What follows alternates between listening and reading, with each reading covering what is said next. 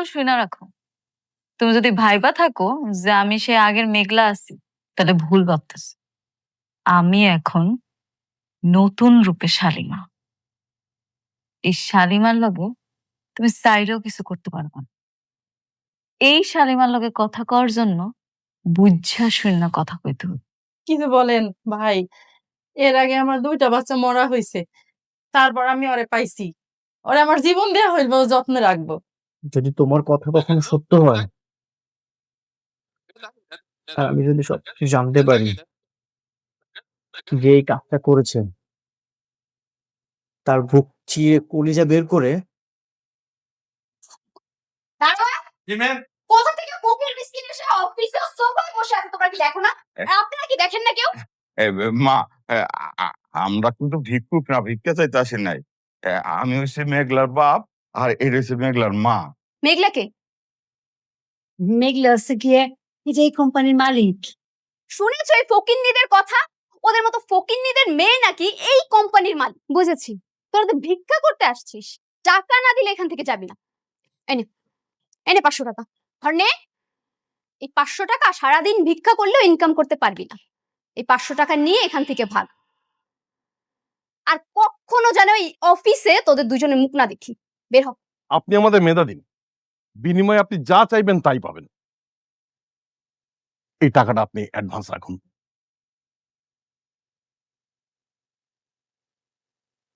ভুল বলছেন। টাকা শুধুই মানুষের প্রয়োজন মেটায়, শান্তি না। আজকে আমি এমন একটা জায়গায় দাঁড়িয়ে আছি যেখানে টাকার শব্দ খুব অদ্ভুত শোনাচ্ছে। বন্ধুরা, টাকা মানুষকে কতটা অন্ধ আর পাষাণ করতে পারে তার এক ভয়ঙ্কর আর জ্বলন্ত প্রমাণ আমরা দেখলাম আজকের পর্বে। মেঘলা যে অহংকারের চূড়ায় বসে বয়স্ক দুজন মানুষকে মাত্র 500 টাকা ছুঁড়ে দিয়ে ভিখারির মতো অপমান করে অফিস থেকে গলা ধাক্কা দিয়ে বের করে দিল, এর চেয়ে বড় পতন একজন মানুষের আর কি হতে পারে? একদিকে মেঘলার এই চরম অমানবিকতা আর টাকার নেশা, অন্যদিকে বস্তির ভাঙা ঘরে বুকের মানিক সন্তানকে আগলে রেখে অনিকের আত্মসম্মানবোধের এক নীরব লড়াই। সব মিলিয়ে আজকের পর্বটি ছিল ইমোশন আর রাগের এক ভয়াবহ রোলাকোস্টার। মেঘলার এই আকাশ ছোঁয়া অহংকারের পতন কবে আর কিভাবে হবে? অনিক কি পারবে তার সন্তানকে বুকে আগলে রেখে এই নিষ্ঠুর পৃথিবীর বুকে নতুন করে বাঁচতে, নাকি অতীত আবার তাড়া করবে তাকে? চলুন আজকের এই মেগা আড্ডায় সব প্রশ্নের উত্তর খুঁজি এবং বিশ্লেষণ করি এই শ্বাসরুদ্ধকর নাটকের প্রতিটি মুহূর্ত। হ্যালো এভরিওয়ান, কেমন আছেন আপনারা সবাই? আশা করছি সবাই দারুণ আছেন। আপনাদের প্রিয় ইউটিউব চ্যানেলে আপনাদের সবাইকে আবারও অনেক অনেক স্বাগত জানাচ্ছি। আজ আমরা কথা বলতে যাচ্ছি বর্তমানে তুমুল জনপ্রিয় এবং আলোচনার শীর্ষে থাকা নাটক গরিব ঘরের রাজপুত্রের 40তম পর্ব নিয়ে। যারা শুরু থেকেই নাটকটি দেখছেন তারা নিশ্চয়ই আমার সাথে একমত হবেন যে কাহিনী এখন যে মোড় নিয়েছে তা সত্যিই আমাদের সবার কল্পনাকে হার মানিয়েছে। একটা সময় যে নাটকটাকে আমরা খুব সাধারণ একটা প্রেমের গল্প বা ইমোশনাল ড্রামা হিসেবে দেখেছিলাম, সেই গল্পই এখন সমাজের সবচেয়ে কঠিন সত্যগুলোকে আমাদের চোখের সামনে আয়নার মতো তুলে ধরছে। ধনী আর গরিবের পার্থক্য, টাকার অহংকারে মানুষের অন্ধ হয়ে যাওয়া, আর সব কিছু হারিয়েও আত্মসম্মান নিয়ে বেঁচে থাকার যে সংগ্রাম, এই সব কিছু এই নাটকে এত সুন্দরভাবে ফুটিয়ে তোলা হয়েছে যে প্রতিটা পর্ব শেষে আমরা দর্শক হিসেবে একটা ঘোরের মধ্যে থাকি। 40তম পর্বটি দেখার পর আমার মনে হয়েছে নির্মাতা এখানে প্রতিটি চরিত্রের ভেতরের আসল রূপটা একেবারে নগ্ন করে আমাদের সামনে হাজির করেছেন। শুরুতেই যদি আমরা অনিকের কথা বলি, তাহলে বলতে হয় অনিকের চরিত্রটি এখন এই নাটকের সবচেয়ে বড় ইমোশনাল পয়েন্ট। আজকের পর্বে আমরা দেখলাম অনিক একটা ভাঙা-চোরা বস্তির ঘরে তার ছোট্ট সন্তানকে নিয়ে কতটা অসহায় দিন পার করছে। যে ছেলেটা একসময় একটা সুন্দর ভবিষ্যতের স্বপ্ন দেখত, আজ তার পুরো পৃথিবীটাই ছোট্ট বাচ্চাটাকে ঘিরেই আবর্তিত হচ্ছে। বাচ্চার কান্নার আওয়াজ শুনে যখন সেই দিশেহারা হয়ে পড়ে, তখন বস্তির একজন বয়স্ক নারী এসে তাকে সাহায্য করে।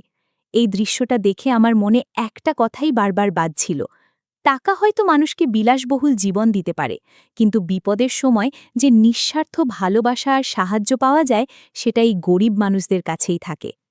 অনিকের চোখে মুখে যে ক্লান্তি, হতাশা আর একই সাথে নিজের সন্তানের জন্য দুনিয়ার সব কষ্ট সহ্য করার যে দৃঢ়তা আমরা দেখেছি, তার সত্যিই চোখে পানি এনে দেয়।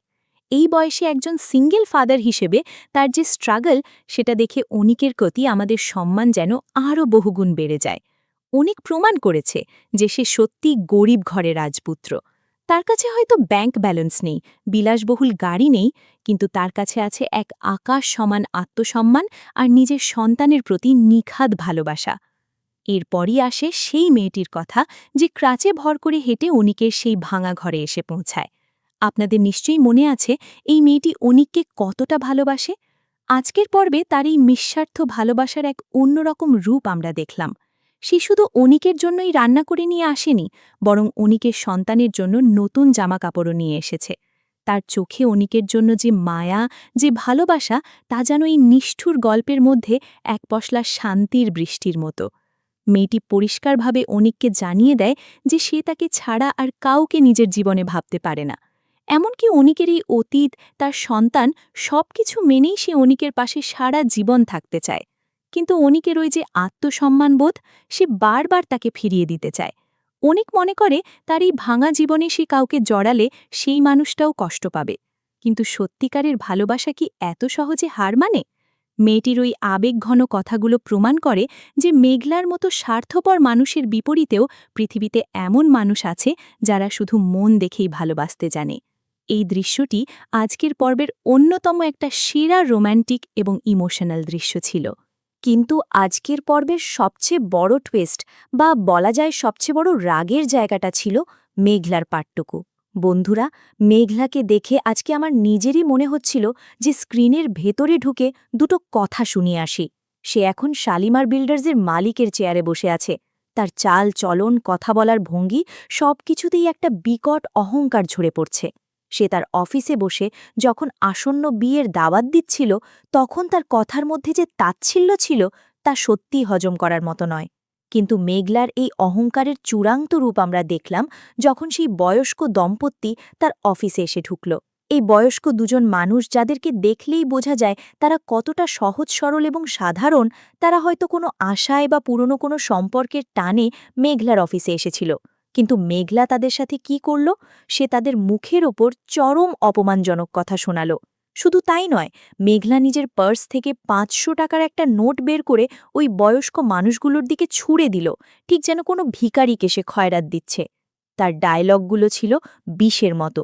সে পরিষ্কার বুঝিয়ে দিল যে টাকা ছাড়া তার কাছে আর কোনো কিছুর দাম নেই। অতীত, সম্মান, বয়সের মর্যাদা, সবকিছুকেই সে টাকার কাছে বিক্রি করে দিয়েছে। বয়স্ক মানুষ দুটোর চোখে যে অসহায়ত্ব আর অপমানিত হওয়ার গ্লানি ছিল, তা দেখে যে কোনো সাধারণ মানুষের বুক ফেটে যাওয়ার কথা। মেঘলা শুধু তাদের অপমান করেই ক্ষান্ত হয়নি, সে দারোয়ানকে ডেকে এই বয়স্ক মানুষ দুটোকে আক্ষরিক অর্থেই ঘাড় ধাক্কা দিয়ে অফিস থেকে বের করে দিল। মেঘলার এই আচরণ দেখে একটা কথাই বারবার মনে হয়, পতন যখন ঘনিয়ে আসে, মানুষের অহংকার ঠিক এভাবেই আকাশ ছুঁয়ে যায়। মেঘলা এখন নিজেকে ধরা ছোঁয়ার বাইরে মনে করছে। তার মনে হচ্ছে টাকা দিয়ে সে পুরো দুনিয়া কিনে নিতে পারবে। কিন্তু প্রকৃতির একটা নিজস্ব বিচার আছে। আজকের পর্বে মেঘলা যেই বয়স্ক মানুষ দুটোকে অপমান করল, এটা শুধু কোনো সাধারণ অপমান নয়, এটা মেঘলার নিজের ধ্বংস ডেকে আনার প্রথম ধাপ। আপনারা যারা নিয়মিত নাটক দেখেন তারা খুব ভালো করে জানেন যে এরকম এক্সট্রিম নেগেটিভিটি যখন কোনো চরিত্র দেখায়, তখন তার পতনটা হয় সবচেয়ে ভয়ঙ্কর।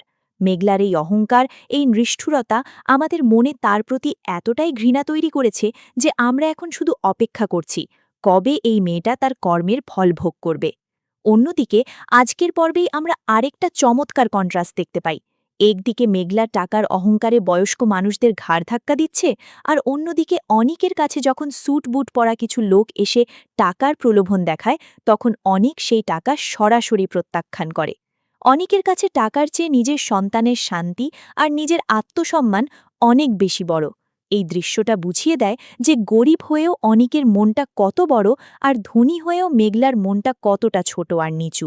অনিক চাইলেই কিন্তু সেই টাকা নিয়ে নিজের বস্তির জীবন থেকে মুক্তি পেতে পারত। সে পারত নিজের বাচ্চার জন্য ভালো একটা বাসা ভাড়া করতে। কিন্তু অনিক জানে যে এই টাকার পেছনে লুকিয়ে আছে অনেক নোংরামি। সে নিজের বিবেককে বিক্রি করতে রাজি নয়। এই জায়গাটাতেই অনেক চরিত্রটি আমাদের সবার হৃদয়ে একটা স্থায়ী জায়গা করে নিয়েছে। সে সত্যি একজন আদর্শ বাবা এবং একজন আদর্শ মানুষ। এখন চলুন বন্ধুরা একটু মাথা খাটিয়ে চিন্তা করি যে পরবর্তী পর্বে কি হতে পারে। কারণ আজকের পর্ব যেখানে শেষ হয়েছে সেখান থেকে গল্পের মোড় যে কোনো দিকে ঘুরতে পারে। আমার প্রথম প্রেডিকশন হলো মেঘলার এই অহংকারের পতন খুব শিগগিরই শুরু হতে যাচ্ছে।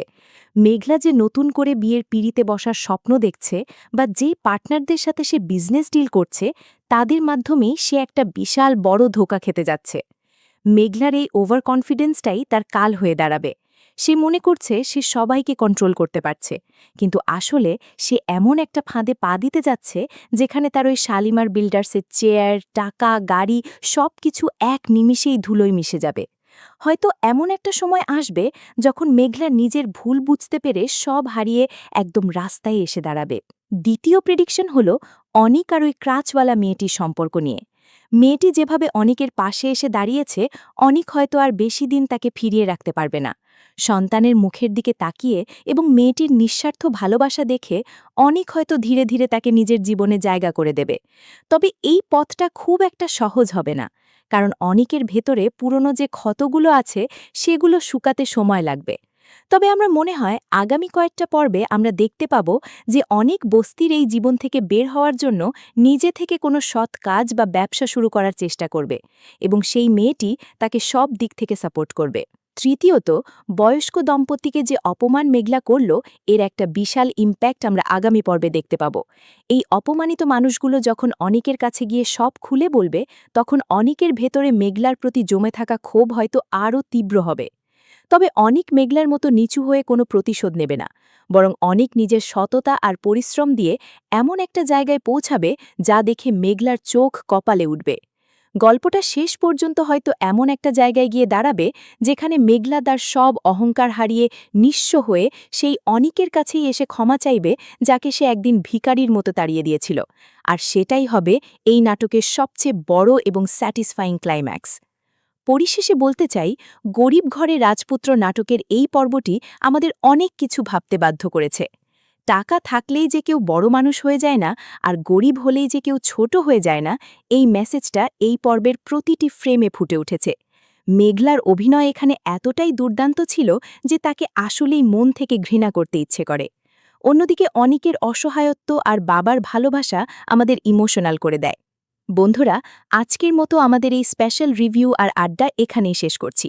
তবে যাওয়ার আগে আপনাদের কাছে আমার একটা প্রশ্ন, মেঘলা যে বয়স্ক মানুষগুলোকে অপমান করল এর শাস্তি তার কি হওয়া উচিত বলে আপনারা মনে করেন? আর অনিক কি শেষ পর্যন্ত ওই মেয়েটির ভালোবাসা গ্রহণ করবে? আপনাদের যত ধরনের থিওরি আর প্রেডিকশন আছে সব ঝটপট কমেন্ট বক্সে লিখে ফেলুন। আমি আপনাদের সবার কমেন্ট পড়ার জন্য অধীর আগ্রহে অপেক্ষা করছি।